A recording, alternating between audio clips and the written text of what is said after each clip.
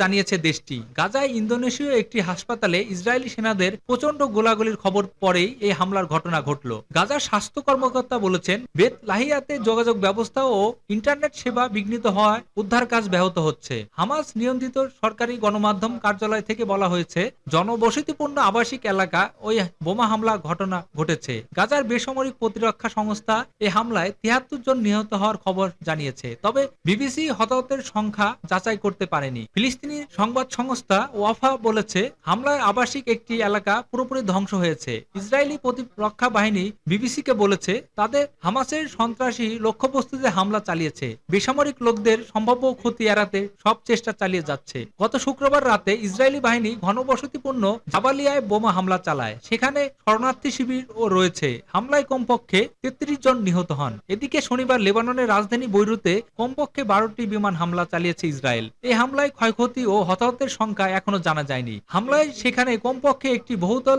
ভবন পুরোপুরি ধসে গেছে। লেবাননের স্বাধীনতাকামী সংগঠন হিজবুল্লাহ ইসরায়েলের উত্তরে রকেট হামলা চালিয়েছে। শনিবার ইসরায়েলের প্রধানমন্ত্রী বেনিয়ামিন নেতানিয়াহু বাসভবনে ড্রোন হামলা চালিয়েছে লেবাননের সশস্ত্র সংগঠন হিজবুল্লাহ। তবে এতে কোনো হতাহতের খবর পাওয়া যায়নি। তেল আবিব শহরের উত্তর সিজারিয়া এলাকায় এই বাসভবনে আঘাত হানে লেবানন থেকে উড়ে আসা একটি ড্রোন। মধ্যপ্রাচ্য চলমান সংঘাতের শুরু গত বছর। ওই বছরের ৭ অক্টোবর হামাসের হামলার পর থেকে গাজায় নির্বিচার ধ্বংসযজ্ঞ চালিয়ে যাচ্ছে ইসরায়েলি বাহিনী। তখন থেকেই হামাসের সমর্থনে ইসরায়েলে হামলা চালাচ্ছিল হিজবুল্লাহ। ইসরায়েল পাল্টা জবাব দিচ্ছিল। তবে সেপ্টেম্বর থেকে লেবানন হামলা জোরদার করে ইসরায়েল। এএফপির পরিসংখ্যান অনুযায়ী সেপ্টেম্বর থেকে এখন পর্যন্ত লেবাননে ইসরায়েলের হামলায় নারী ও শিশু সহ অন্তত ১,৪১৮ জন নিহত হয়েছে। তবে হতাহতের প্রকৃত সংখ্যা এখনো অনেক বেশি। গাজার স্বাস্থ্য মন্ত্রণালয়ের দেয়া তথ্য অনুযায়ী গত এক বছরের বেশি সময় ইসরায়েলে হামলায় সেখানে নিহত হয়েছেন অন্তত ৪২,৫১৯ জন আর আহত হয়েছেন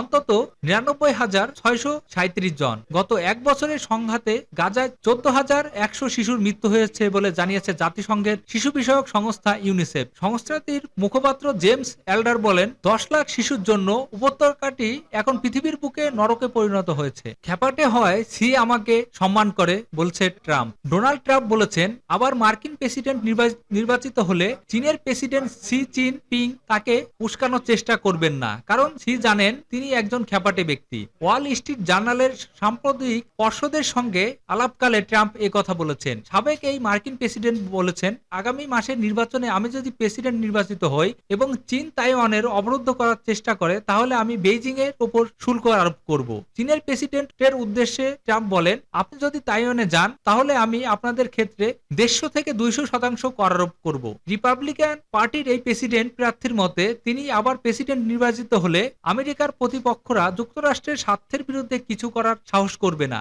কারণ তারা জানেন এমনটি করলে তাদের কঠিন ও নজিরবিহীন জবাব পেতে হবে। ওয়াল স্ট্রিট জার্নালের সাম্প্রতিক পর্ষদকে ট্রাম্প বলেছেন, চীনের সম্ভাব্য তাইওয়ান অবরোধ ঠেকাতে আমাকে সামরিক শক্তি ব্যবহার করতে হবে না, কারণ চীনের প্রেসিডেন্ট শি আমাকে সম্মান করেন এবং তিনি জানেন আমি একজন খ্যাপাটে মানুষ।